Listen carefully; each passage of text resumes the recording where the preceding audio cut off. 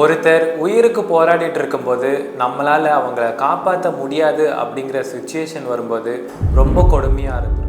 அப்படிதான் இந்தோனேஷியாவில் இருக்கிற ரெஞ்சானி எரிமலை பள்ளத்தாக்கு பக்கத்தில் மவுண்ட் கிளைம்பிங் பண்ணிக்கிட்டு இருந்த பிரேசிலை சேர்ந்த ஜூலியானா மரிங்ஸ்ங்கிற பொண்ணு தவறி பள்ளத்தாக்குல விழுந்திருக்காங்க. கீழே விழுந்தவங்க உயிரோட இருந்தும் அவங்கள காப்பாற்ற முடியலன்னு சொல்லியிருக்கு மீட்பு குழு. அவங்க விழுந்த நிமிஷத்துல இருந்து செவ்வாய்க்கிழமை அவங்க உடல் கிடைக்கிற வரைக்கும் என்ன நடந்துச்சு, ஏன் அவங்கள காப்பாற்ற முடியலன்னு தான் இந்த வீடியோல நாம பார்க்க போறோம்.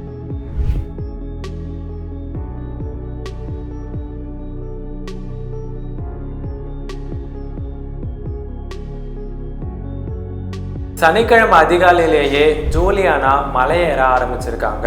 அவங்க கூட 5 ஃப்ரெண்ட்ஸும் ஒரு கைடும் போயிருக்காங்க. அவங்க ஏறின மலை ரொம்ப வழுவழுப்பாகவும் ஏறுறதுக்கே ரொம்ப சிரமமாகவும் இருந்துச்சான். அப்பதான் சரியா 6:30 மணிக்கு ஜூலியானா கால் தவறி பள்ளத்தாக்குல விழுந்திருக்காங்க. கிட்டத்தட்ட மஞ்சுமல் படத்துல வர சுபாஷ் விழுந்த மாதிரி. கீழே விழுந்ததும் அவங்களுடைய அலறல் சத்தம் மலைகள்ல எதிரொலிச்சதாகவும் விழுந்த உடனேயே அவங்க ரொம்ப பக்கத்துல இருந்ததாகவும் அவங்க தானாவே மேலே ஏறி வர முயற்சித்ததாகவும் ஜூலியானோட ஃப்ரெண்ட்ஸ் சொல்லியிருக்காங்க.